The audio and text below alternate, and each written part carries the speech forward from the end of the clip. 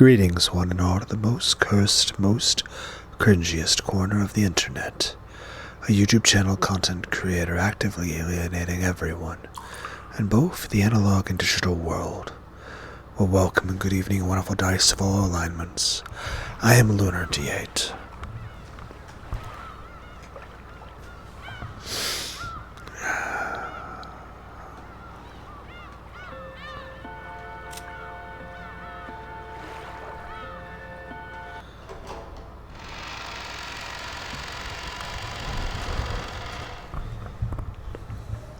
That said, we've already done all we can. Do you think you'll be able to do anything about the bars? Unfortunately, they're tougher than expected. I don't know when these were made, but there's no problem with their lifetime guarantee. These truly were built rather well. Kyrie chuckled softly. They had new moves they could make, but she had calmed just a little. This place is just like the capture pile of a chess game. So, are there no remaining moves left to us? Not yet. It's still too early to give up. If we stop thinking, we might as well stop breathing, right? Exactly. Chess pieces in the capture pile may serve no purpose, but in shogi they can be quite significant. Just one captured pawn should be able to put pressure on the opponent. I see. But still, there's nothing that can be done about these bars. For us, maybe.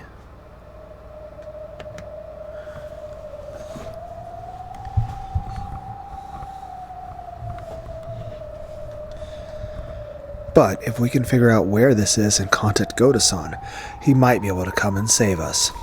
I see. But that would mean putting Goda-san in danger. And if that happens, I would also be worried about the children in the guest house, alone without a full-grown adult male. When you are afraid of risk, it's all right to bide your time until the price starts to go up. However, if you're too afraid to cut your losses, you might end up with just a scrap of paper. Though in this case, that represents our lives. And our dignity as parents, right? After talking big like that during the telephone call, telling them that they should behave because we'll manage something on our own, we can't just start asking for help right away. That would be very uncool. Giggle. By this point, I've long since thrown out such useless pride. Why don't we put our heads together? Where is this? Is it really underneath the dining hall? Or else is it a different place separate from the mansion? Kraus, Kyrie, and Nandra began to discuss this further. Cannon was squatting by the bars, silently trying to sense anyone's presence, just as he had been ordered to. Shannon came close to him and they both squatted down together. Do you sense anyone? Yes. They haven't focused their attention in this direction, but there's somebody relatively close by. Is it human? I think it's the goats. Their breathing is rather noisy. Cannon's ability to sense the presence of others was several levels above that of a human. He said that their breathing was noisy, but Kraus and the rest couldn't even pick up on the slightest hint of it. Therefore, if he had obediently reported it, they would have merely doubted Cannon's ears. They got us, didn't they? It's rare. To think that they captured us without killing us. This time Beatrice-sama didn't make an appearance, and the master left his study. Why do you remember things? Why are you remembering previous games? What has changed? At what point did you start remembering?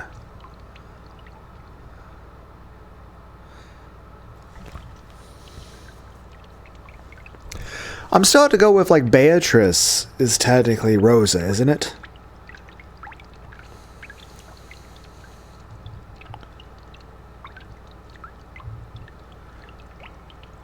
And since she died very early on, she can't really be the antagonist anymore, right? Like, what's going on? But yeah, why are you guys able to remember things now? When has this happened? How much can... Which person remember what? I don't have a clue what's going on. I know whatever happens or changes, it's all for the witch's fickle entertainment. In the end, nothing will change. I wonder if we'll be able to go to the Golden Land this time? Who knows? We have a high rate of losing. Come to think of it, it's very rare for us to survive the first twilight together. I get the feeling that it's incredibly unusual for us to be able to talk together like this, even though the ceremony has already begun. That may be, but even that's just for the witch's entertainment, I'll bet. I can't think of it as anything other than her letting us live just a little longer to ridicule us, since we usually drop out right in the beginning. Yeah, in Game 3 we both died in the first 6, and then Shannon died in the first 6, episode 1, and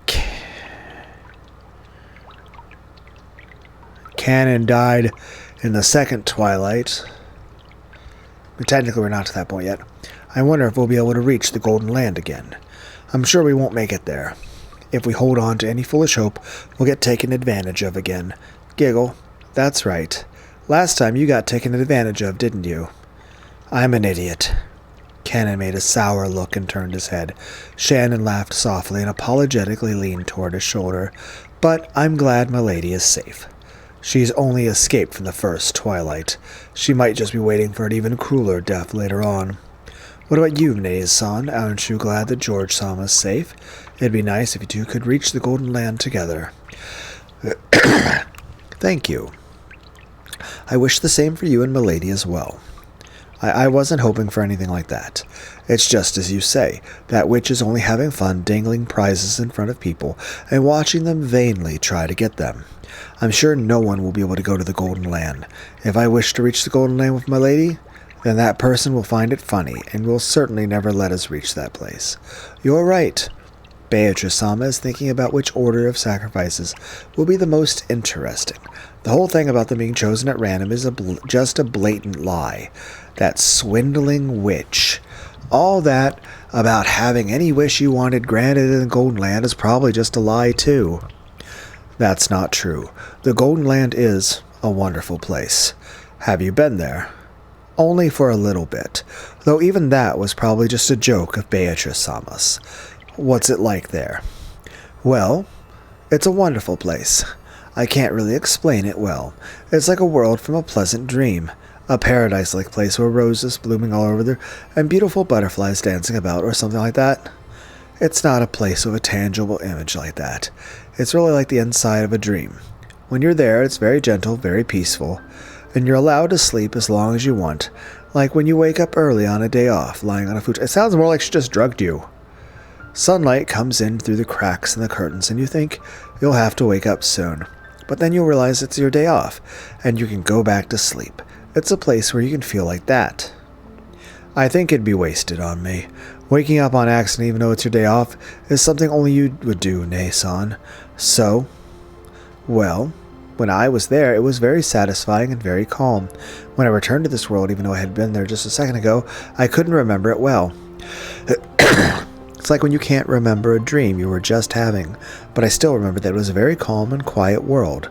That's it. I kind of remember you all got, 5 nights at Freddy'd and eaten alive by demons. That's it. What the heck, that Golden Land she's always bragging about isn't anything great at all? I thought it was a place where all your wishes come true. That's right. It's a place where all your wishes will be granted. Well, maybe that's not quite it. I pushed a button. It might be better to say it's a place where you won't wish for anything. For example, Kanekun, if you were cold and you wished you had a jacket, you'd be happy to be given one. But if you were in a warm room to begin with, there wouldn't be any reason to want a jacket, right? That's what the Golden Land is like. There's no need to even wish for most wishes.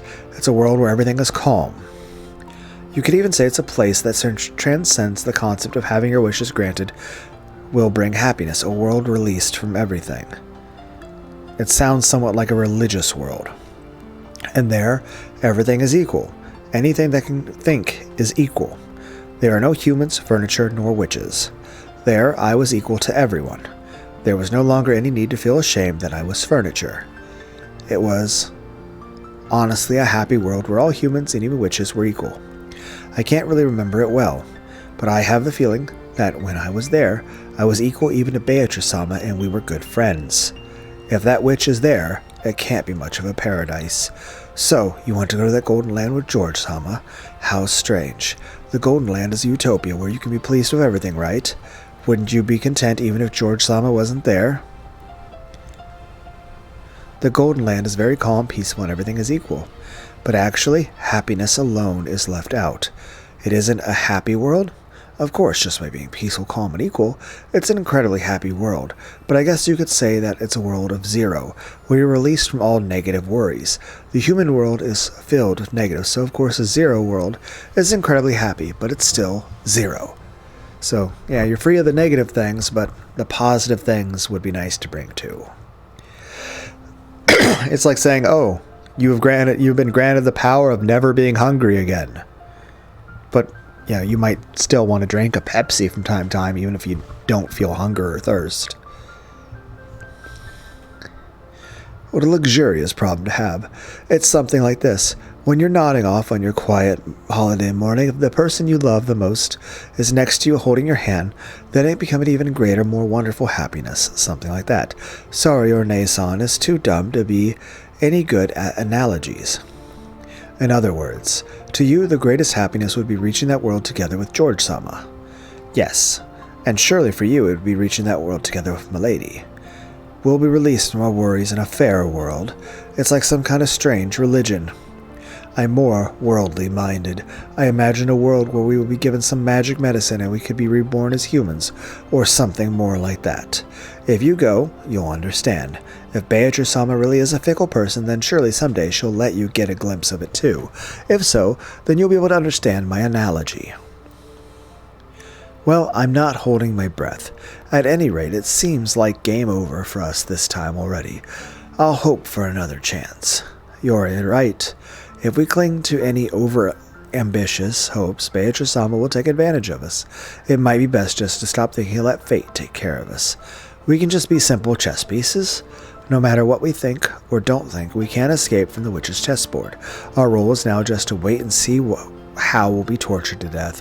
For us, the dream of the Golden Land is too empty. You're right. Sorry. Cannon shrugged his shoulders, then told Shannon to leave him alone because she was in the way of his duty, distancing himself from her. Realizing her thoughtlessness in bringing up such an inappropriate topic and instead hurting Cannon, Shannon bit her lower lip and stared at the ground. Shannon wouldn't bother him anymore. She went off and crouched in a corner by herself. Nah. At that moment, Cannon perked up. It was like the ears of a cat when it reacts to a strange sound. What's wrong? Shh. Kraus-sama, someone's coming.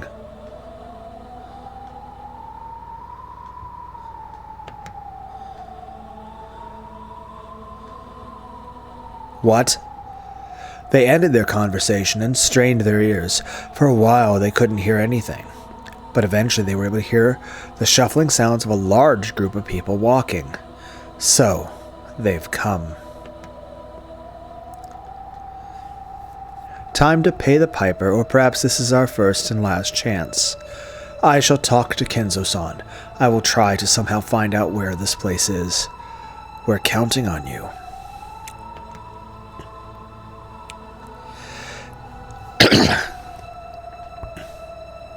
During the last phone call, Kyrie had asked what the time over the guest house was. By doing that, Kyrie had learned that it was the same as her watch, and she had learned that their watches hadn't been set back. It wasn't just the clocks on the wall in the guest house. Several people's watches, including George's and Goda's, had matched. If that was the case, then it had only been a few minutes between the time of the massacre in the dining hall and the time they had been transported to the dungeon. Not enough time had passed for them to be knocked out and carried away. Then, were those really pitfalls, meaning that this was the area directly underneath the dining hall? All that they could do was pray Nanjo could find out where this was. They're coming. There's probably 4 people. The master and 3 of those who appear in the dining hall. That's enough. You come back here as well. We'll deal with the rest. Shannon-chan, sorry, but can I have you sit by the phone? Hide it with your skirt. Yes. The shuffling came close, and there was the sound of a large door being opened in the hallway. The light they were apparently carrying illuminated the hall, stroking the walls with sharp razor-like shadows. And then the light from the lantern they held illuminated the prisoners through the bars. The bars' sharp shadows divided them up lengthwise. There were 4 silhouettes. It was Kenzo, Renove, Virgilia, and Gape. "Silence, everyone. Please welcome the head of the Ushiromia family, Lord Goldsmith." Goldsmith? Its father's pen name. It seems he always signs with it when writing those bizarre grimoires.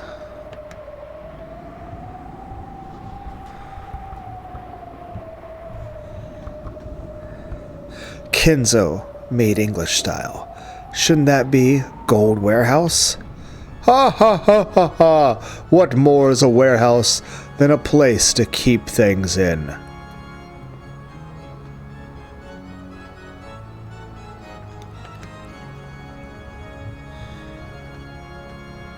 However, I give birth to gold and use my craftsmanship to further increase its worth. Don't you think Smith is much more fitting? True enough. I apologize for butting in. Kenzo-san, just what is going on? Where in the world is this? Oh, my friend, can't you remember?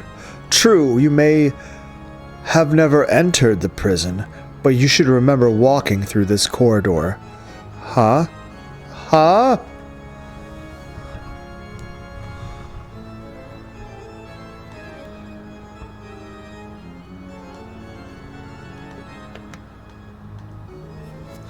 You don't mean... Do you have an idea?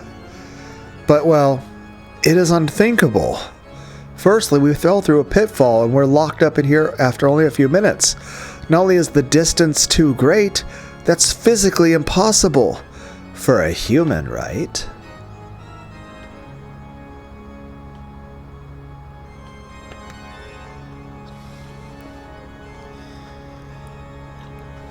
Father, is this the mansion? To think that the mansion had a basement like this? Kraus, wasn't there a place whose existence you all whispered of, and which you followed after me several times trying to find? This is that place. No, to be correct, this is the basement. This is its basement, Cackle. Could this be the basement of Kuadorian?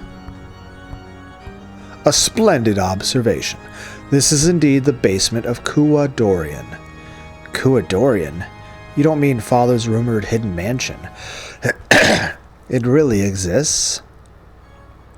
This mansion was constructed for the sole use of my beloved witch, Beatrice. It's truly a shame that I cannot guide you to the above-ground sections, as it is such a beautiful and elegant mansion. How lovely just the two of them alone in the mansion, with a prison like this.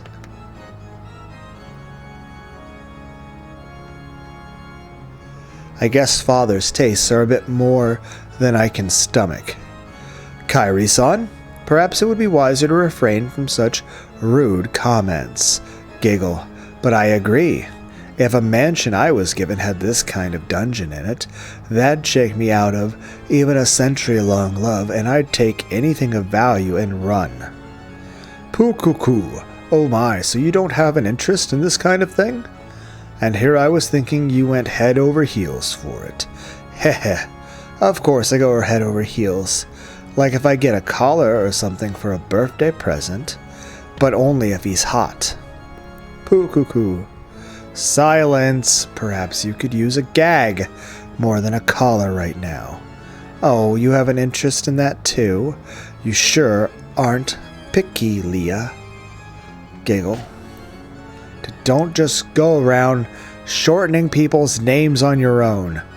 Enough, you noisy women. Are you telling me you'd like to be locked up in the same cell? I apologize, Master. This old body of mine would not be able to stand such a cold prison.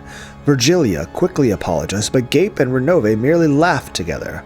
It was like they thought they alone couldn't be in prison, or else that even if someone tried to imprison them, it would be pointless.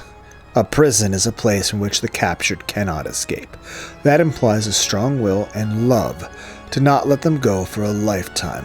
It's not even worth speaking of love to a woman you could give up on if she ran away.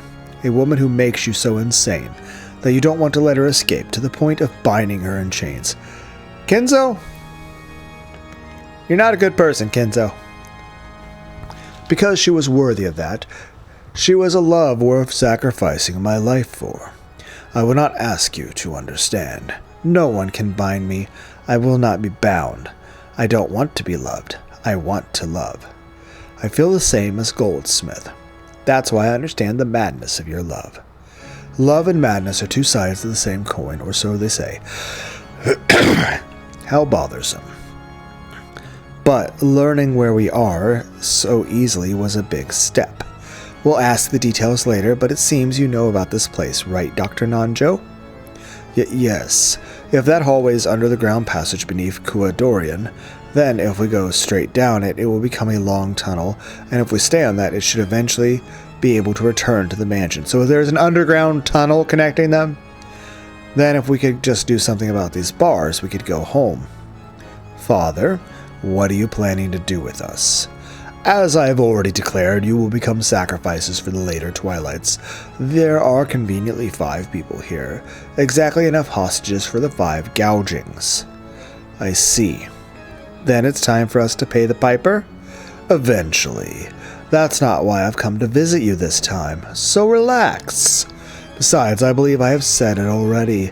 If one of my grandchildren is deemed suitable to inherit everything from me, then the ceremony will be called off. In other words, your lives will be spared. But what are you planning to do to the children? I shall give them a test. A test to see if they are suitable to be the successor or not. If even one of them can surprise me, I'll call the ceremony off. And if there isn't anyone suitable, what are you planning on doing with the children? Cackle, old bastard noises. There's no need to worry about that. After all, you will all be sacrificed first. How could anything that happens after that concern you? Entrust your fates to your own children. Your children, the embodiment of what you've born, taught, and raised. They should be the most suitable ones for you to entrust with your fate. Psychotic asshole noises. Don't look so worried, Kraus. Believe in the daughter that you brag is worth 10 billion yen. Exactly. Children are the embodiment of their parents. And since you were talking such shit about your kids, Kenzo, what's that make you? It's fitting that we put our fates in their hands. That applies even to you, Father, right? Humph, ha ha ha. This girl has guts. What a waste on Rudolph. Wahaha. Kairi-san, it would be best not to aggravate him too much. I agree. Let's bear with it for now.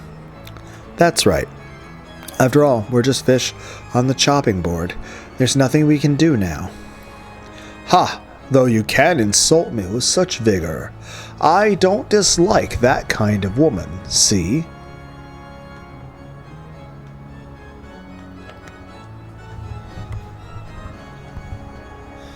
Beatrice was like that too, in the beginning. Psychotic Charles Manson Ted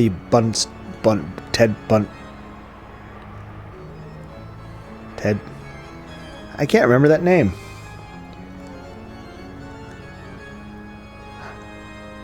Huh.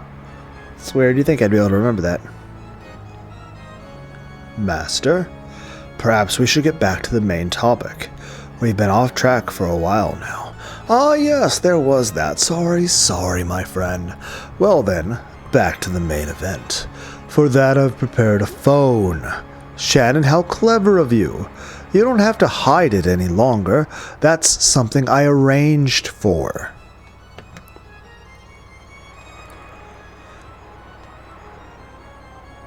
My apologies. Shannon quickly withdrew herself, and the telephone was revealed. Kraus? call the grandchildren in the guest house. Tell them of the test and of the start of my trial. Renove motioned for Kraus to pick up the receiver. And if I say no... Oh, and why do you think you're in a position to negotiate? If you don't make the call, then the grandchildren won't even be given a chance. The Ushiromiya family will end here, and I'll sacrifice you all right away. You'd be lucky to become sacrifices right away. Don't you think it'd be more painful to watch the children get sacrificed first, before your very eyes? Get ape? The master is the one who decides the sacrifice order. Don't say things on your own. Leah, you just tried to shorten my name, didn't you?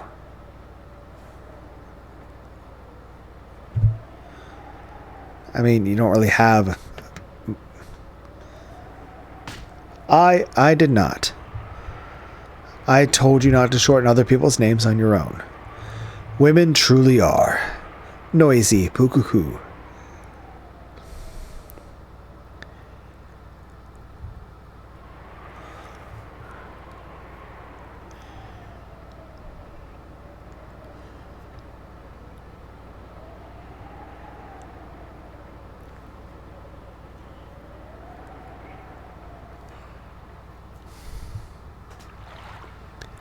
The world of 12 years later, October 1998. The clinic that Nanjo had opened and later passed on to his son still existed on Nijima.